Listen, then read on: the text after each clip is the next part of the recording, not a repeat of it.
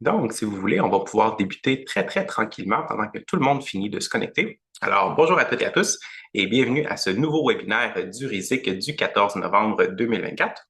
Mon nom est Marc-André Maricadot, je suis directeur exécutif pour le RISIC et je suis accompagné aujourd'hui de Madame Céline Gélina, qui est directrice scientifique pour le RISIC. Je vais vous présenter notre conférencière dans quelques instants, mais avant, simplement vous informer ou vous rappeler que, comme lors de chacune de nos activités, vous pouvez utiliser la fonction QAR, Q&A ou questions-réponses au bas de votre écran pour poser vos questions à notre conférencière et ce, tout au long de l'activité. Il va y avoir une période d'échange à la fin du webinaire et où je pourrai transmettre vos questions à notre conférencière. Donc, sans plus attendre, le webinaire d'aujourd'hui a pour titre l'analyse situationnelle, la mobilisation d'une approche théorie-méthode pour mieux comprendre les pratiques de soins en contexte de violence à caractère sexuel.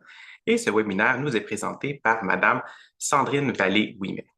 Donc, Madame Vallée-Ouimet est actuellement étudiante au doctorat sur mesure du département des sciences infirmières de l'Université du Québec en Outaouais et elle possède une formation en sexologie.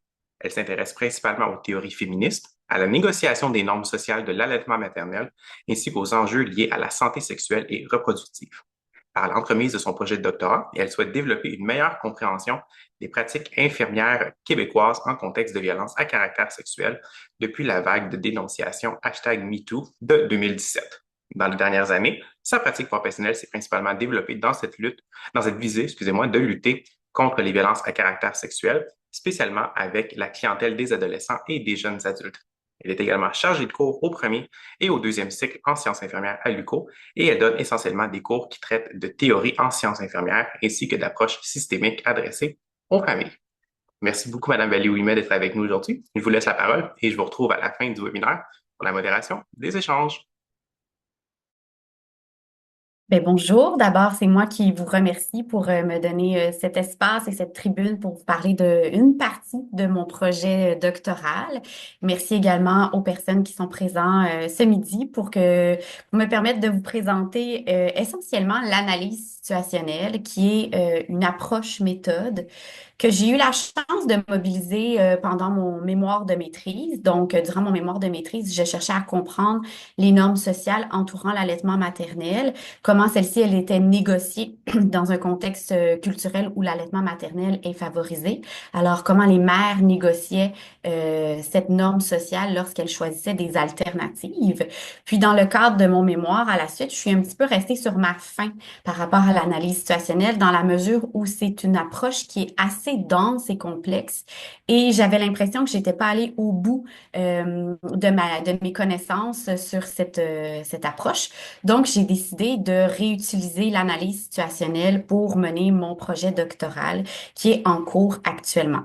Donc, aujourd'hui, je souhaite un peu vous présenter la pertinence de l'approche dans la perspective de bien comprendre les violences à caractère sexuel, en fait, les pratiques de soins lorsqu'elles s'adressent aux violences à caractère sexuel, que ce soit au niveau de la prévention ou des soins entourant les victimes, les survivants. Mais je souhaite également vous montrer la pertinence de l'analyse situationnelle dans notre champ disciplinaire en sciences infirmières et de voir que c'est finalement une approche qui s'arrime un peu au nouveau paradigme de la complexité qui a été développé dans la pensée infirmière par Pépin et les collaborateurs, donc notre repère fort sur la pensée infirmière, mais qui s'inspire de la théorisation d'Edgar Morin. Donc, c'est pas une présentation qui souhaite vous exposer des résultats de recherche, comme je suis actuellement en recrutement. Donc, je n'ai malheureusement pas encore de résultats à vous proposer, mais je veux vous montrer un peu comment j'utilise l'analyse situationnelle pour mieux comprendre mon sujet d'étude. Alors, mon doctorat est supervisé par Pierre Parizeau-Legault ainsi que Lisandre Labrec-Lebeau, professeur et professeur associé du département des sciences infirmières de l'Université du Québec en Outaouais. Alors, je m'intéresse, comme je vous l'ai dit, aux violences à caractère sexuel. Donc, dans un premier temps, je souhaiterais vous exposer très rapidement le sujet, en fait, parce que c'est très, très large, les violences à caractère sexuel. Donc, l'angle de mon doctorat, qu'est-ce que je souhaite développer comme savoir dans le cadre de ma thèse? Le paradigme infirmier de la complexité que je vous ai brièvement nommé, ainsi que l'analyse situationnelle d'Adèle Clark pour en arriver finalement à cet arrimage entre analyse situationnelle et compréhension des pratiques de soins en contexte de violence à caractère sexuel. Et si le temps nous le permet, j'avais aussi ciblé quelques études qui ont été faites en sciences infirmières également dans les dernières années, qui mobilisaient également l'analyse situationnelle pour vous présenter en fait l'éventail des possibilités qui peuvent être faites à cet effet. Donc, dans un premier temps, la problématique, les violences à caractère sexuel, mon sujet d'étude. Donc, bien évidemment, les violences à caractère sexuel, c'est un enjeu de santé publique, compte tenu de la prévalence élevée, puis la gravité des conséquences sur la santé des victimes. Donc, la reconnaissance de cet enjeu a pris beaucoup d'espace dans la société contemporaine dans les dernières années et elle s'inscrit notamment dans le contexte de nombreuses vagues de dénonciations récentes et dont le mouvement MeToo de 2017. Il y a eu quelques vagues avant, puis 2017 a été vraiment une année charnière par les personnes qui estiment ne pas être prises au sérieux par les institutions publiques. Donc, ces vagues de dénonciation portées par les mouvements MeToo représentent des importants marqueurs sociaux de la mobilisation par et pour les personnes qui ont été victimes ou survivants de violences à caractère sexuel et, dans une plus faible majorité de cas, par les témoins. Donc, c'est un mouvement aussi qui a été mené de façon très, très vague en ligne. Donc, il y a toute la part des réseaux sociaux, d'Internet qui est très important dans la compréhension de ce phénomène social. Donc, elle véhicule le désir des victimes d'être reconnues dans leur expérience, qui souvent sont invisibilisées par différents stéréotypes qui sont présents dans l'imaginaire collectif. Donc, sans faire l'état de tous ces stéréotypes, il y a par exemple le mythe qui entoure le viol ou la culture du viol. Donc, c'est un concept qui a été initialement mis en mots par Butchwald et Fletcher, je m'excuse pour mon accent, en 1993, puis qui a été repris par le Conseil du statut de la femme. Donc, la culture du viol, c'est vraiment des comportements euh, qui convertissent un peu les violences à caractère sexuel sous le joug de la plaisanterie, qui les banalisent, les excusent ou même les justifient. Donc, souvent, les besoins sexuels des hommes vont être comblés par les corps des femmes objectivés. Donc, il y a quand même cette hétéronormativité sous-jacente.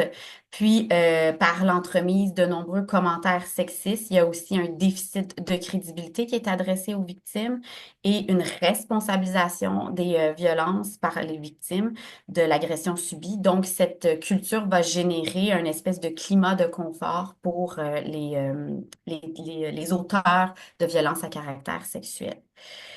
Donc, ces stéréotypes ont notamment pour effet de décrédibiliser le témoignage des victimes et de limiter leur accès aux services d'aide.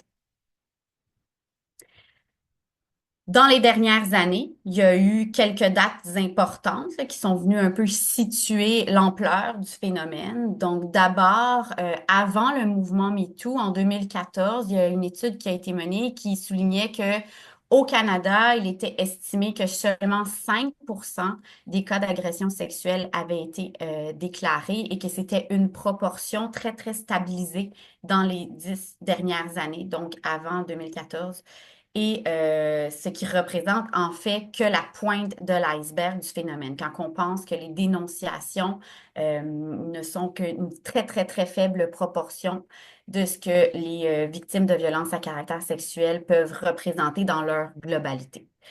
Donc, en 2017, il y a eu de nombreuses vagues de dénonciations, dont le mouvement en ligne MeToo, qui ont vraiment eu l'impact d'ébranler un peu la société et il y a certains leviers qui ont été menés et dont en 2019, une loi qui visait à ce que tous les universités et les cégeps du Québec devaient posséder une politique qui visait à lutter les violences à caractère sexuel et à planifier des stratégies de sensibilisation qui étaient destinées aux populations concernées par ces politiques. En 2021, il y a eu la création d'un tribunal spécial en matière de violence à caractère sexuel et de violence domestique. Donc, plusieurs éléments là, suivant la vague de dénonciation, qui ont porté fruit dans la société dans une perspective d'encadrement législatif et politique. Cela dit, au Québec, malgré cette grande reconnaissance des violences à caractère sexuel comme étant un enjeu de santé publique, on remarque qu'il y a l'Ordre des infirmières et le ministère qui positionnent en fait les infirmières comme étant en position privilégiée concernant à la fois la prévention des violences à caractère sexuel, donc on peut penser à tout le travail que les infirmières scolaires sont amenées à faire, et ainsi à l'égard de l'accompagnement des victimes. Donc, on réalise par contre dans la littérature scientifique qu'il y a vraiment très peu de données sur les pratiques infirmières en contexte de violence, suivant le mouvement MeToo en contexte de violence à caractère sexuel. Donc, la question de recherche que je me pose dans mon doctorat actuel, c'est de savoir comment les pratiques infirmières se sont-elles actualisées à la suite du mouvement MeToo de 2017. Pour ce faire, ben, on doit considérer d'abord les violences à caractère sexuel comme un phénomène social qui implique une imbrication complexe de savoirs et de pratiques qui sont situées, notamment à l'égard des violences à caractère sexuel elles-mêmes, mais aussi des mouvements sociaux en présence, que cela concerne certaines pratiques collectives de résistance, les politiques ou même les réformes institutionnelles pour nommer que ces mouvements.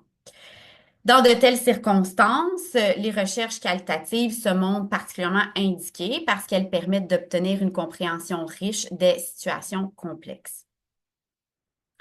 En sciences infirmières, comme je le nommais d'entrée de jeu, la pensée infirmière de Pépin et collaboratrices nous propose, un peu basée sur les écrits de Newman, Sim Corcoran-Perry, l'existence initiale de trois paradigmes en sciences infirmières qui nous permettent d'apposer une certaine lunette, une appréhension du monde social dans lequel nous sommes, qui ont évolué dans une perspective historique. Donc, la catégorisation qui s'inspirait d'une approche scientifique plus traditionnelle, ensuite l'intégration, l'évaluation multidimensionnelle et interactionnelle qu'on retrouve dans les relations de soins, la transformation avec l'école du caring et des patterns, où est-ce qu'on a une vision plus holistique des soins, puis des rapports de force qui sont plus égalitaires par rapport à la relation de soins entre l'infirmier, l'infirmière ainsi que la personne soignée. Et tout récemment, on a, basé sous les écrits d'Edgar Morin, cette émergence un peu plus contemporaine du paradigme de la complexité. Donc, avec la complexité, on s'intéresse beaucoup aux rapports de force, aux inéquités sociales en santé, à l'agentivité ainsi qu'à l'imprévisibilité des situations de soins qu'on va rencontrer.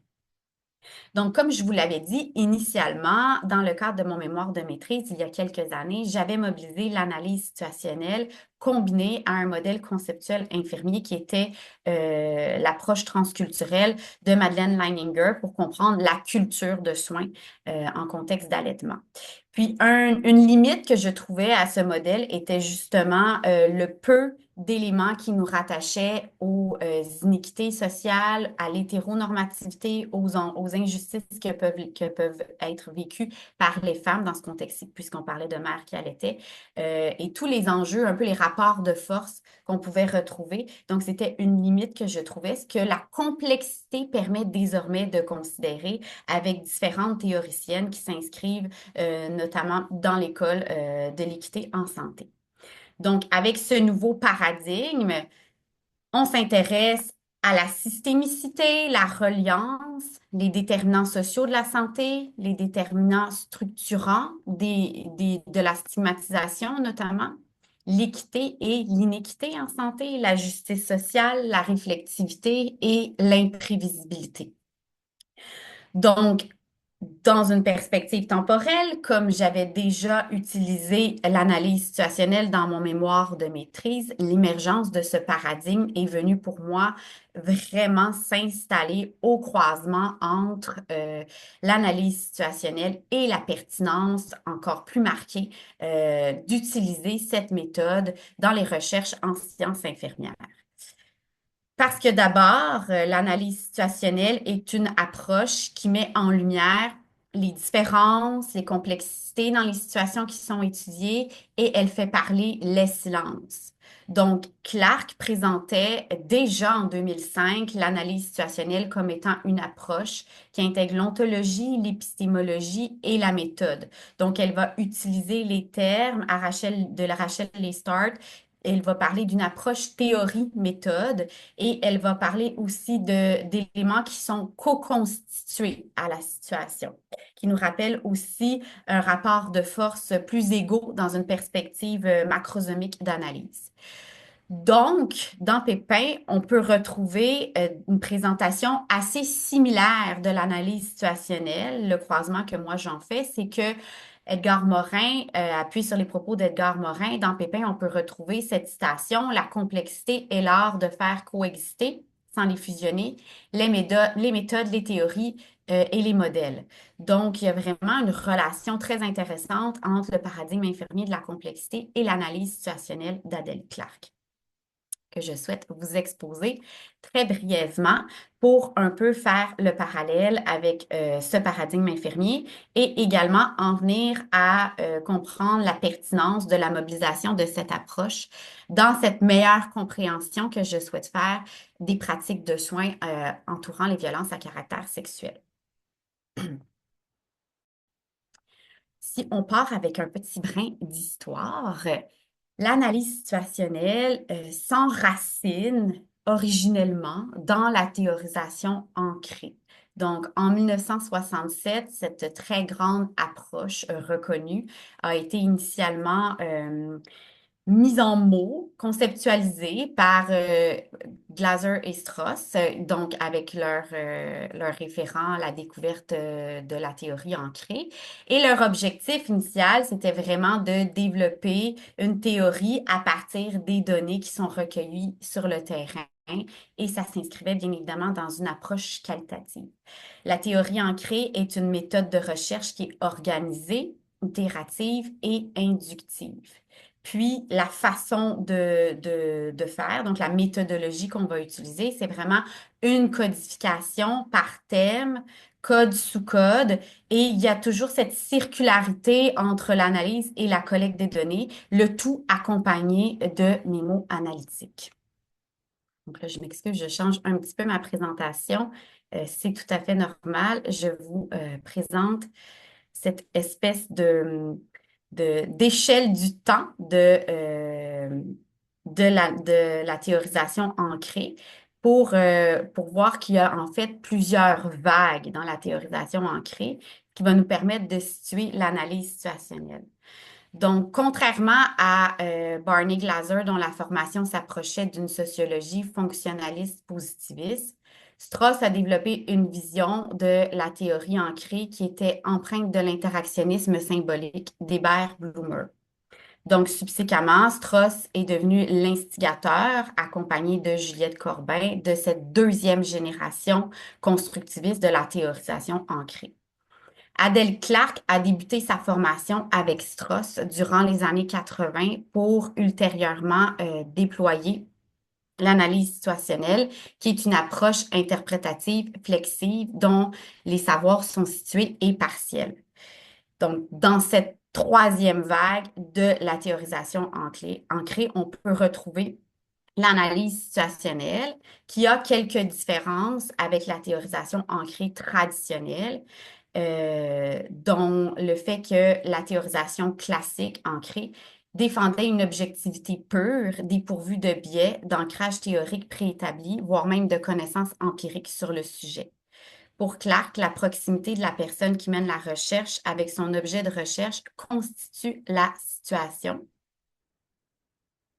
et la réflexivité doit s'arrimer au processus de la recherche ainsi qu'aux relations de pouvoir qui s'y retrouvent. Conséquemment, Clark et ses collaboratrices inscrivent l'analyse situationnelle en rupture avec la tradition de faire tabula rasa de la réflexivité, de la littérature scientifique, de ses connaissances théoriques. Pour Clark, la situation étudiée par l'analyse situationnelle ne représente pas un contexte d'étude, car elle demeure constitutive et donc indissociable au phénomène. Par ce fait, on peut prendre l'exemple de la matrice conditionnelle de Strauss et Corbin qui ont élaboré en 1990 et de voir comment Clark l'a fait évoluer en matrice situationnelle qui se différencie parce qu'elle permet d'apprécier les situations de façon holistique sans ériger de frontières entre les éléments qui constituent la situation.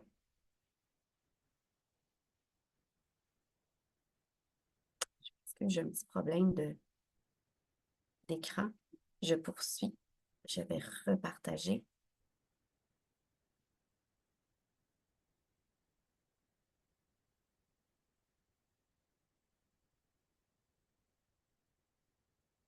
Alors, je vous ai préparé également cette chronologie un peu temporelle, à savoir l'évolution de la théorisation ancrée qui nous amène un peu au niveau de l'analyse situationnelle dans les années 2010.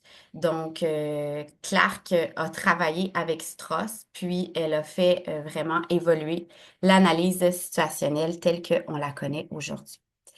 Alors, l'analyse situationnelle se différencie également à différents niveaux. On peut y associer des repères ontologiques pragmatiques, interactionnisme symbolique, et au niveau épistémologique, elle s'intéresse beaucoup à l'analyse du discours, dont développée par Michel Foucault, la théorie de l'acteur-réseau de Latour, ainsi que la théorie de l'agencement et des rhizomes de Deleuze et Guattari.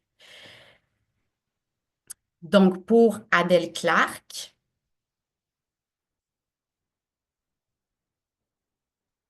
ses travaux interactionnistes et constructivistes positionnent vraiment l'ontologie dans la philosophie pragmatique et interactionniste.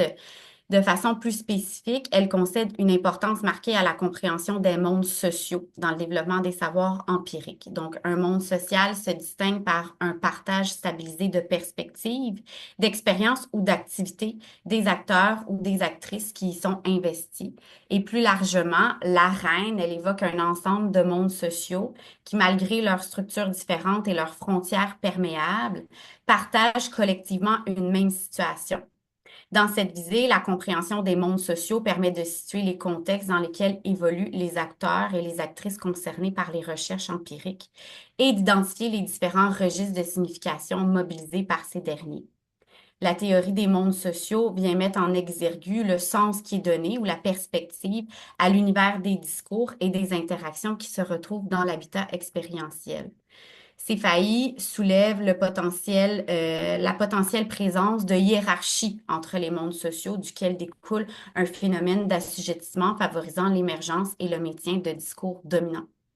Donc, les travaux post-structuralistes de Michel Foucault permettent d'analyser les relations de pouvoir qui sont exercées dans ces arènes sociales, mais également d'étudier les rapports de domination et de subordination entre différents discours et pratiques. Alors, Foucault associe le pouvoir au savoir et cette relation serait productive du régime de vérité, c'est-à-dire de discours et de pratiques spécifiques à une époque donnée.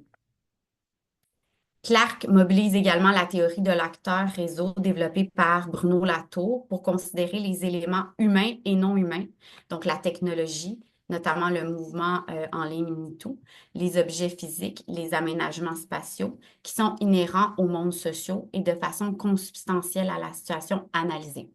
Donc, l'agencement des mondes sociaux s'appuie finalement sur une présentation qui est dépourvue de foyer central, puisqu'il y a une évolution imprévisible des éléments, ce qui nous rappelle le paradigme de la complexité, qui constitue la situation et qui se fait horizontalement sans hiérarchie épistémologique a priori.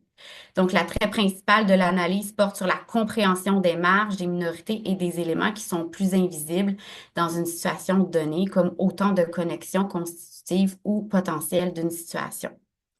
Pour Deleuze et Guattari, c'est sous cette forme anarchique et imprévisible que les éléments qui composent une situation forment un réseau d'interconnexion à l'allure de rhizome. Pour ce faire, l'analyse situationnelle propose une méthodologie de cartographie. Donc, l'analyse se décline en 4 façons de cartographie, si on peut le dire ainsi. Et la première, c'est la carte situationnelle. Donc, la carte situationnelle permet de considérer tous les éléments qui sont importants et qui constituent une situation. C'est désordonné, en anglais, elle dit une messy map, donc tous les éléments qu'on peut retrouver dans la situation d'étude qui sont vraiment apposés sur une carte. Et l'objectif, c'est vraiment d'avoir une inclusion maximale de toutes les données qui sont pertinentes au sujet d'étude pour subséquemment en former de grandes catégories qui, dans un deuxième temps, va nous permettre de faire la carte situationnelle ordonnée. Donc, il y a la carte situationnelle désordonnée, qui est vraiment tous les éléments sans aucune réflexion, aucun jugement par rapport au lien que ces éléments-là ont entre eux. Par la suite, on va les ordonner en grands thèmes.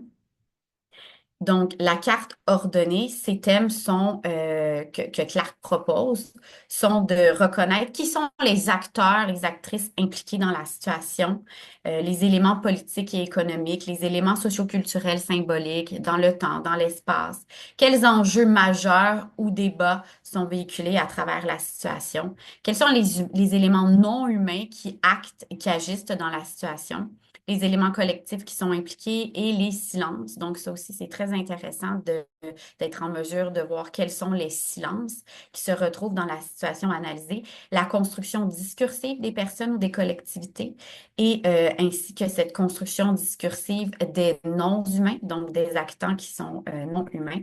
Les discours reliés, donc toujours le contexte historique dans lequel la situation se retrouve et les autres éléments clés. Donc, comme je vous l'ai dit, mon objectif, ce n'est pas de vous présenter des résultats parce que je suis actuellement en train de faire mon recrutement et de collecter et analyser en même temps mes données. Mais c'est ce qu'on pourrait retrouver, par exemple, dans une carte situationnelle ordonnée qui concerne les violences à caractère sexuel. Donc, on voit, par exemple, éléments politiques et économiques, bien, il existe un plan d'action national, il existe également un plan d'action des stratégies qui sont davantage au niveau du gouvernement du Québec, avec quand même un 462,4 millions d'investis dans le projet 2022-27 pour rebâtir la confiance. Puis, j'attirais également votre attention au niveau des silences impliqués.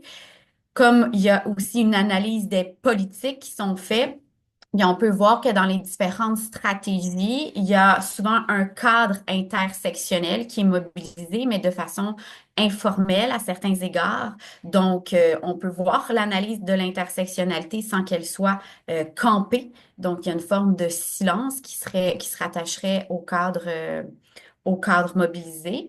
Puis, on peut aussi voir dans certaines politiques, ou voire même à travers des entrevues que j'ai déjà amorcées, on parle très peu des personnes qui ont commis des violences à caractère sexuel. Donc, il peut y avoir une certaine forme de silence entourant également les soins qu'on pourrait adresser à ces personnes. Donc, je vous laisse l'image, mais je ne passerai pas chacun des éléments. C'est juste pour vous donner un peu une idée de comment on peut utiliser la carte situationnelle ordonnée et afin de mieux comprendre les violences à caractère sexuel. Ensuite, la seconde carte, c'est la carte relationnelle. Donc, elle s'érige à partir de la carte situationnelle des ordonnées et elle met en lumière toutes les relations qu'on peut retrouver entre certains éléments. Puisque l'approche valorise vraiment l'absence de foyer central, donc on a plusieurs relations qui peuvent être faites sans qu'il y ait un point focal d'analyse. Cela dit, chacune de ces relations doit être accompagnée d'un mémo descriptif qui porte sur la nature des liens qu'on fait en fait comme chercheur, les liens qu'on va faire entre les éléments qui se retrouvent dans la situation. Une carte qui est très importante et intéressante, comme on s'intéresse beaucoup aux mondes sociaux, il y a la carte monde social à Rennes qui a vraiment évolué dans la théorisation ancrée traditionnelle pour en arriver à une carte qui offre une interprétation analytique des organisations sociales, des institutions et des discours sans assumer de sens directionnel entre les personnes ou les collectivités qui sont impliquées dans la situation. Donc, malgré les différentes perspectives, la reine, elle permet vraiment de délimiter un centre d'intérêt commun aux mondes sociaux en présence qui représente la situation. Donc, on se rappelle que le phénomène social des violences à caractère sexuel implique vraiment une imbrication complexe de savoirs et de pratiques qui sont situés, mais aussi des mouvements sociaux en présence, que cela concerne certaines pratiques collectives de résistance, les politiques ou les réformes institutionnelles. Donc, tout ça gravite dans le contexte des violences à caractère sexuel.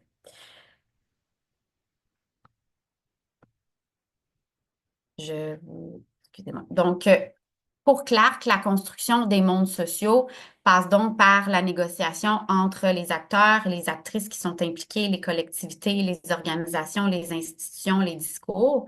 Et il y a vraiment une présentation de limites qui sont perméables, fluides et même contradictoires dans la négociation des acteurs et des acteurs qui sont impliqués dans la situation. Donc, Clark, dans ses différents bouquins et ressources qu'elle fournit, il y a cette carte de monde social qui est un peu un canevas, si on le souhaite, qu'on peut utiliser, dans lequel on peut apposer les différents mondes sociaux qui se retrouvent dans notre situation d'étude. Donc, j'ai pris ce canevas et j'ai fait l'exercice pour cette présentation de commencer à réfléchir à la lumière du peu de données que j'ai. Encore une fois, ce ne sont pas des résultats de recherche, mais de mettre en perspective les différents mondes sociaux qu'on peut retrouver concernant les violences à caractère sexuel. Donc, si on pense, par exemple, aux trousses médico-légales, il y a plusieurs mondes sociaux, le domaine législatif, médical, les soins infirmiers, les services de santé, les hôpitaux. Il y a aussi tout le monde communautaire.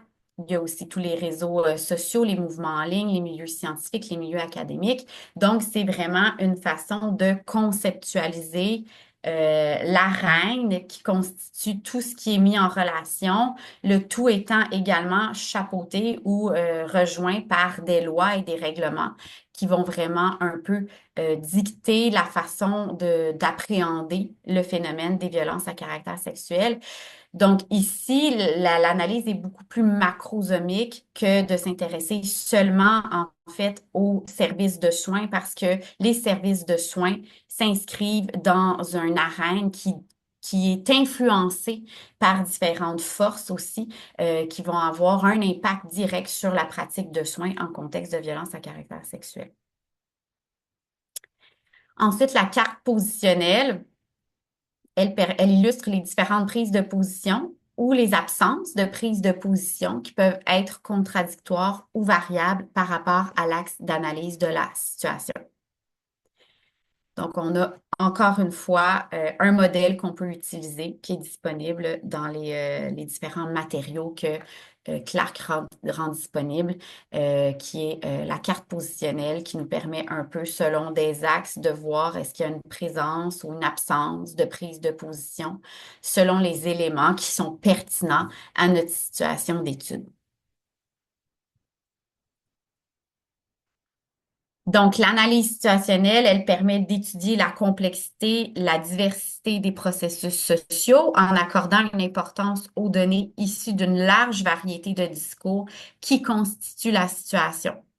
Donc, la prise en charge des violences à caractère sexuel est institutionnalisée par l'intermédiaire d'une étendue variée de normes et d'institutions publiques. Par conséquent, la collecte de données multisite est tout indiquée.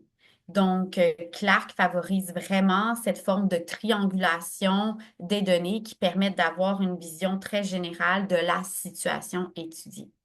C'est pour cette raison que notre projet de doctorat souhaite collecter différents matériaux.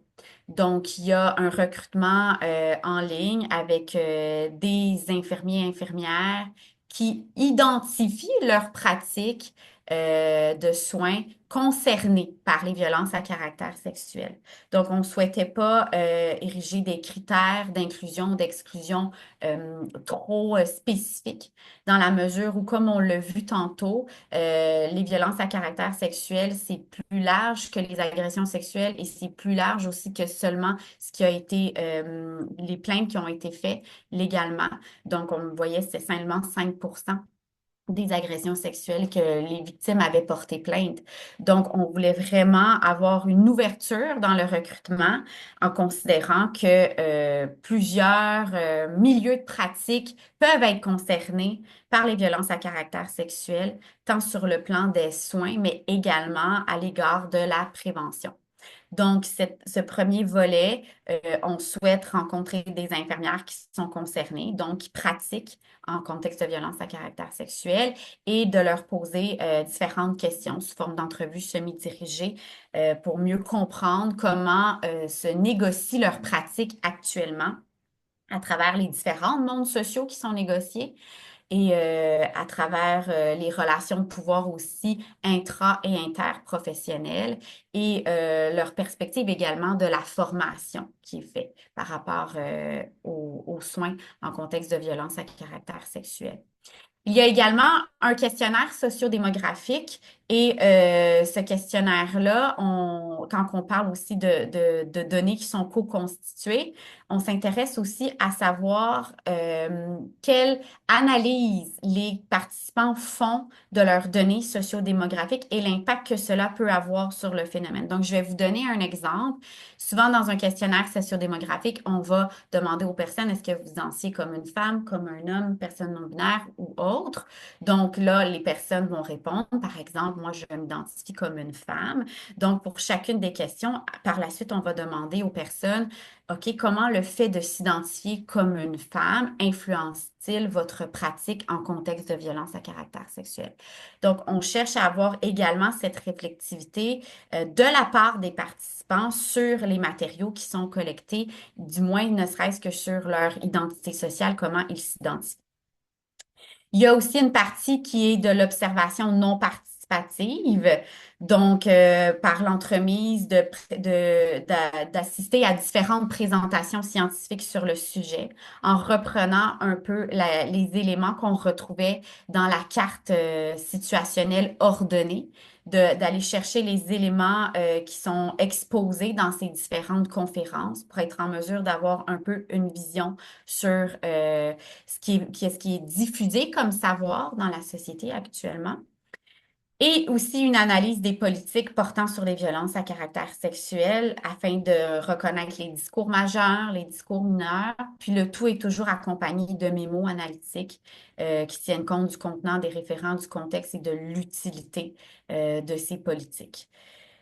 Nous avons également rajouté un quatrième volet à la collecte de données qui était de recruter les compétences, les plans de cours de différentes universités pour voir qu'est-ce qui était diffusé au regard de la formation initiale des infirmières universitaires.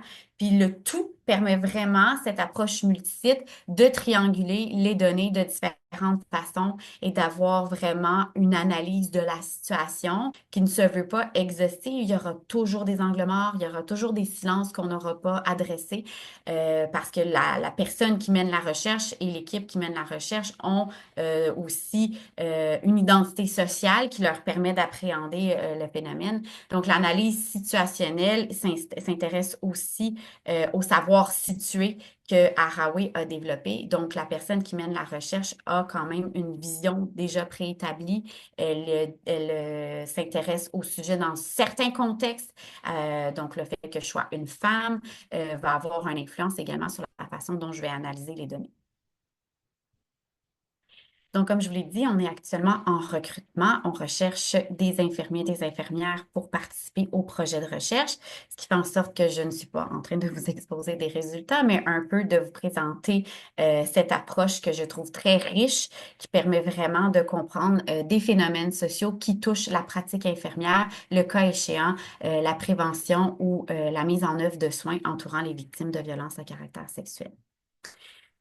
À ce jour, on a déjà aussi publié 2 articles sur le sujet qui étaient davantage axés sur les déficits de crédibilité que les victimes peuvent vivre et la littérature un peu que nous avons relatée à l'égard de cette situation-là. Donc, comme je l'ai dit, il y a très peu de données au Québec. On a dû aller chercher beaucoup d'informations ailleurs pour être capable de voir comment on peut croiser les données probantes qui existent, malgré qu'elles sont peu développées au Québec, et les politiques sociales actuelles, qu'est-ce qui se passe un peu, c'est quoi l'état des lieux du Québec. Et je souhaiterais terminer, est-ce que je suis dans les temps? Oui, OK, excusez-moi. Donc, je souhaiterais terminer un peu avec un petit message d'ouverture dans la mesure où je vous ai présenté mon sujet de doctorat. Alors, j'utilise l'analyse situationnelle actuellement. Au mémoire, j'ai également mobilisé cette approche pour mieux comprendre les normes sociales de l'allaitement. Cela dit, l'analyse situationnelle en sciences infirmières est vraiment utilisée de différentes façons. Par exemple, Parisot Legault et ses collaborateurs souhaitaient comprendre et décrire le rôle infirmier, la démarche de soins ainsi que la part de l'intuition dans le raisonnement clinique des infirmières aux prises avec des doléances de signalement à la protection de la jeunesse. On avait une autre étude menée par Benoît et ses collaborateurs qui souhaitaient mieux comprendre le discours des infirmières cliniciennes qui prescrivent en région. Donc, les retards d'implantation, les enjeux d'accessibilité ainsi que les défis de confidentialité qui sont propres aux régions à faible densité. Martin et ses collaborateurs souhaitaient comprendre la complexité de l'implantation de programmes de santé publique. Et un autre exemple de recherche, c'était Wolf et collaborateurs qui souhaitaient étudier les changements dans la charge de travail des soins infirmiers d'urgence liés à l'ingestion ou à l'inhalation de cannabis par des patients adultes et pédiatriques dans les États et les États frontaliers où le cannabis récréatif est légal. Donc, c'est vraiment une méthode qui, malgré qu'elle demeure un petit peu en émergence, peu connue, ou je dirais même un peu imposante parce qu'on n'est pas toujours habitué de faire la cartographie. Puis cela dit, peut-être que c'est quelque chose que intuitivement plein de gens font déjà. Je vois une très grande pertinence que je souhaitais en fait vous présenter aujourd'hui dans ce croisement du paradigme de la complexité en sciences infirmières et la mobilisation de l'analyse situationnelle dans notre champ disciplinaire comme approche ou méthode de recherche. Voilà. Merci beaucoup. Merci beaucoup, Madame Vallée-Ouimet, pour votre présentation. Je pense que d'un côté, non seulement on a pu bien voir un peu tout le contexte social qui entoure les violences à caractère sexuel, mais également ça nous a permis d'être, je dirais, bien initiés ou d'avoir un bon survol de différentes approches, fondements théoriques, méthodologiques avec lesquels on est peut-être un peu moins familier, qui nous permet peut-être d'apporter un regard nouveau sur ce phénomène-là. Donc, comme je vous l'indiquais en début de présentation, vous pouvez vous poser vos questions à l'écrit dès maintenant à notre conférencière en utilisant la fonction QR ou Q&A au bas de votre écran. Il y a déjà des questions qui commencent à entrer. Et justement, une première question qu'on a, puis si on se ramène même, je vous dirais, à la base, lorsqu'on parle de violence à caractère sexuel, on a un participant qui se demande, en fait, qu'est-ce qu'on entend par là exactement? Est-ce qu'on a une définition qui est consensuelle, qui est partagée de ce que c'est les violences à caractère sexuel? Ben, c'est très général, hein. C'est tout ce qui, dans le fond, implique des actions qui sont dépourvues de consentement chez la personne qui reçoit cette violence. Donc, ça peut prendre plusieurs formes. Ça peut passer de l'agression sexuelle, le harcèlement sexuel, ça peut être l'homophobie, ça peut être la violence en ligne. Donc, c'est toute violence qui touche l'identité de la personne et qui a un volet sexuel. Donc, c'est très, très, très, très large. C'est sûr que dans l'imaginaire collectif, on va souvent associer les violences caractère sexuel à ce qui est encadré par la loi, donc agression sexuelle, harcèlement sexuel. Cela dit, au niveau du consentement, il y a vraiment, dans le fond, dès qu'une personne ne souhaite pas avoir des gestes, des propos, des comportements adressés à son identité sexuelle et qu'il y a une absence de consentement, ben là, on pourrait parler d'une forme de violence à caractère sexuel. Donc, comme vous voyez, c'est vraiment, c'est très large, puis ça va être défini de façon très différente selon les auteurs qu'on mobilise. Mais je pense que dans tous les cas, c'est vraiment cette notion d'absence de consentement et de gestes à caractère sexuel qui sont les éléments principaux qu'on retrouve là, dans la conceptualisation. Merci beaucoup. Donc, on entend bien la notion de consentement, le fait que c'est une définition qui peut être très, très large aussi, que ça peut faire référence à toutes sortes de gestes ou de comportements en lien avec la sexualité. On a une autre question en ce moment qui vient de participants aussi, puis qui se demande présentement pour la pratique infirmière au Québec. Est-ce que, de votre connaissance, il existe des cadres d'intervention, des modèles, des protocoles que les infirmières ou infirmiers pourraient suivre lorsque vient le temps, par exemple, de prévenir la violence à caractère sexuel ou de prendre en charge une victime de ce type de violence? Au niveau de la prévention, je veux juste être certaine d'avoir bien compris. Autant au niveau de la prévention que de la prise en charge, est-ce qu'il existe des protocoles ou des modèles ou des lignes directrices sur lesquelles les infirmières et infirmiers pourraient s'appuyer? Ben, si on y va, par exemple, avec les agressions sexuelles, ben, c'est sûr que tout ce qui est rattaché aux trousses médico-légales, donc ça, c'est bien encadré, bien appuyé. C'est un repère fort où est-ce que les infirmières peuvent se référer, les infirmiers, les infirmières. Ensuite, comme on l'a vu, les violences à caractère sexuel, c'est très large. On voit qu'au niveau de la prévention, il existe aussi un repère qui a été fait par l'Ordre, qui est les infirmières scolaires, donc un peu les actions comme infirmières scolaires qu'on peut faire par rapport au consentement sexuel, les relations aussi amoureuses que les étudiants peuvent rencontrer. Donc, ça fait partie des activités que l'infirmière scolaire peut faire, mais ça reste quand même très peu détaillé. Puis au niveau de la prévention, c'est quand même assez large également. Donc, il y a dans ce que j'entends aussi des personnes que j'ai commencé à rencontrer, les infirmiers, les infirmières, différents milieux vont aussi mobiliser différentes politiques, des règles de soins, donc ça dépend vraiment beaucoup des milieux. Mais autrement, il y a ce document pour la prévention en milieu scolaire qui est très intéressant parce que ça parle de la prévention primaire, alors ça touche tout le monde en contexte un peu où est-ce qu'on n'a pas été nécessairement encore exposé, qui est peu détaillé. On peut penser aussi au programme ministériel d'éducation à la sexualité qui s'adresse pas nécessairement aux infirmiers, aux infirmières, qui théoriquement devrait être mené par les enseignants, les enseignantes. Cela dit, je pense qu'il y a beaucoup d'infirmiers, d'infirmières qui sont mobilisés dans cette implantation du programme. Donc là, les référents, les repères sont très clairs. C'est vraiment des cours qui sont donnés où est-ce qu'on peut suivre à la lettre euh, pour faire la prévention sur les violences à caractère sexuel, dépendamment du niveau, puis dépendamment des enjeux qui sont ciblés selon l'âge du développement des enfants. Donc, Je sais quelques pas si ça ressources répond bien à la question. Pardon? Je ne sais pas si ça répond bien à la question. Vous avez donné en exemple plusieurs ressources ou appuis, on pourrait dire, sur lesquels les infirmières peuvent se reposer pour guider leur pratique en matière de prévention et de prise en charge des victimes à caractère sexuel. Une autre question qu'on a, c'est, bon, vous le mentionnez en début de présentation, les violences à caractère sexuel, c'est encore quelque chose qui aujourd'hui est très peu dénoncé. Puis on a un participant qui se demande en fait, en tant qu'infirmière ou infirmier, est-ce qu'il y aurait, par exemple, des signes qui pourraient exister, qui pourraient nous faire dire que peut-être cette personne-là a vécu des violences à caractère sexuel? Est-ce que ça existe, ce genre de signes-là, qui pourraient peut-être nous pister vers, peut-être guider la personne vers l'expression de qu'est-ce qui aurait pu lui arriver, de votre connaissance à vous? Comme vous dites, c'est pas quelque chose que les gens parlent beaucoup eux-mêmes directement. Est-ce qu'on peut quoi, avoir des signes avant-coureurs? Ben, c'est une excellente question qui va vraiment s'adresser, je pense, plus au niveau de la pratique spécifiquement, qui est pas du tout mon objet d'étude. Donc, je voudrais pas m'avancer sur des choses que je n'ai pas lues ou que je n'ai pas développées au niveau des savoirs.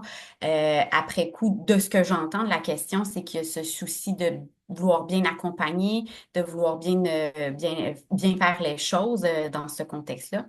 Donc, j'imagine que au niveau des signes avant-coureurs, ben, en fait, si on dit que 8 femmes sur 10 vont être victimes de violences à caractère sexuel au courant de leur vie, on peut penser que c'est quelque chose qui est vraiment très, très présent dans notre société. Est-ce que tout le monde va avoir envie d'en parler? Est-ce que tout le monde va avoir envie de l'exposer?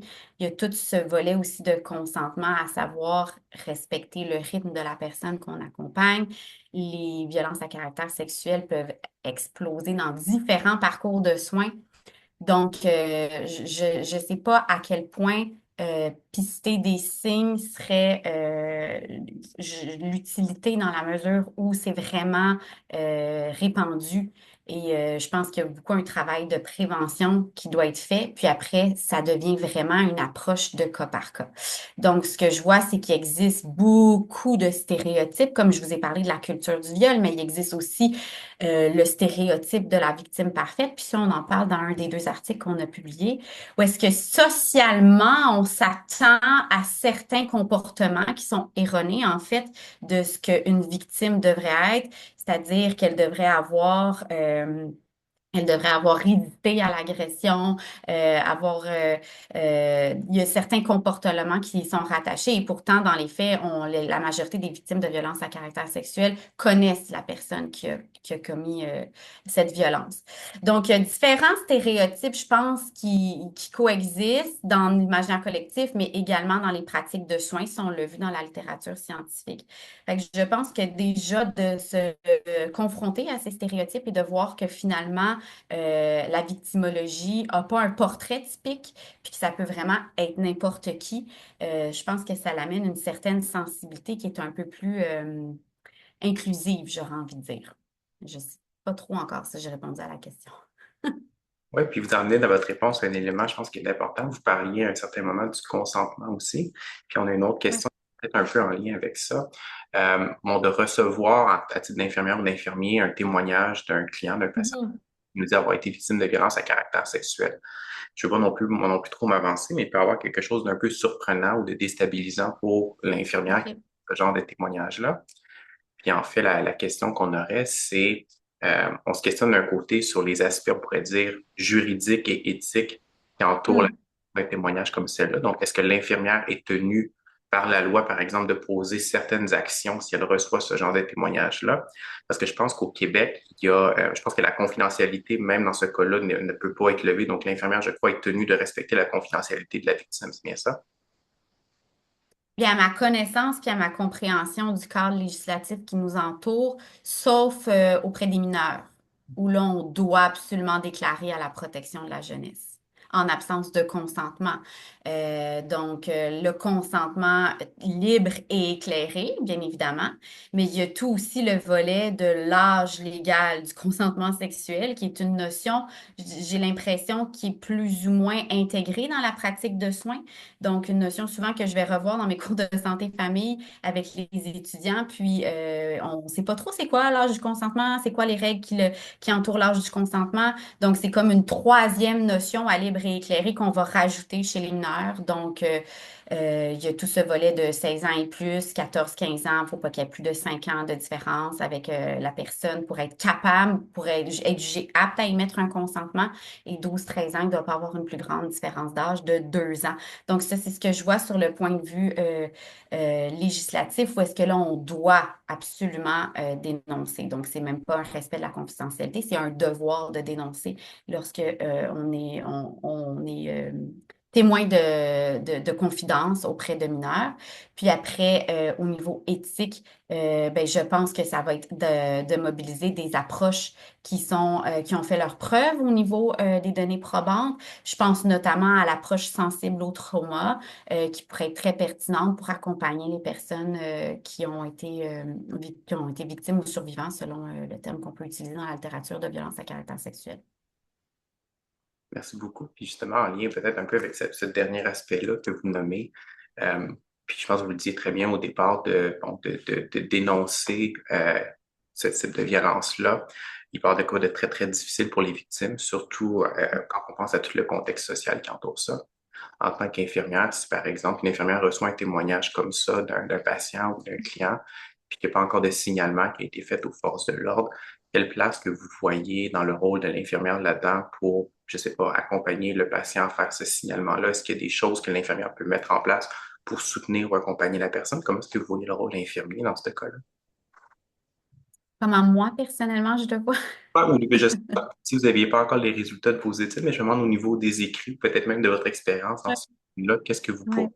suggérer aux infirmières qui se demandent, est-ce que je dois inciter la personne, l'encourager à dénoncer ou peut-être c'est une fausse bonne idée qu'on pourrait avoir? Qu'est-ce que vous en pensez?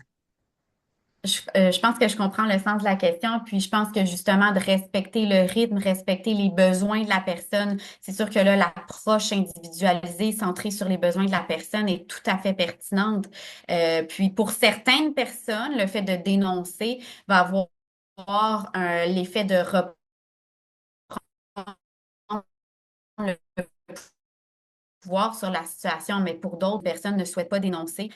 Donc, nous, on est là, infirmiers, infirmières, pour accompagner, donner des soins. C'est sûr qu'on doit négocier le cadre législatif lorsqu'il est le choix de la victime. Mais si c'est pas le choix de la victime, c'est là où je crois que tous les approches centrées sur le trauma, victime sensible au trauma, sont pertinentes dans la mesure où on va essayer d'avoir des questions qui remettent un peu aussi le pouvoir à la personne de choisir des actions qu'elle souhaite entreprendre, des soins qu'elle souhaite obtenir, de donner le choix et le droit surtout de ne pas répondre aux questions si elle ne le souhaite pas.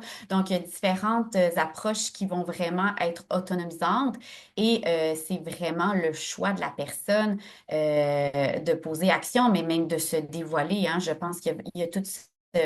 Si on pense à cette approche sensible au trauma, il y a un traumatisme, on a volé une partie de la personne, de sa dignité. Donc, notre rôle comme infirmier et infirmière, si on souhaite humaniser nos soins et avoir une approche qui valorise la dignité humaine, ben, c'est d'être capable d'accompagner la personne tout en douceur, en respectant ses choix, puis en lui donnant un espace sécuritaire, si elle le souhaite, de partager, mais de toujours avoir aussi cette perspective de lui donner un espace sécuritaire, de se taire si c'est ce qu'elle a envie de faire également, dans la mesure où il n'y a pas une pression qui doit être ressentie de la part des victimes pour poser telle ou telle action, répondre à nos questions, à notre anamnèse, qui n'est pas toujours facile à négocier quand les infirmiers et les infirmières gèrent un cadre ou un plan de soins très précis en contexte de violence à caractère sexuel, d'où la pertinence, je trouve, de l'analyse situationnelle, de mettre en lumière toutes ces négociations-là. Tu sais, ça peut paraître très simple, l'approche centrée sur le trauma. Oui, mais il y a d'autres professionnels de la santé, il y a des politiques derrière, donc il y a toute une négociation qui est faite qui n'est pas simple.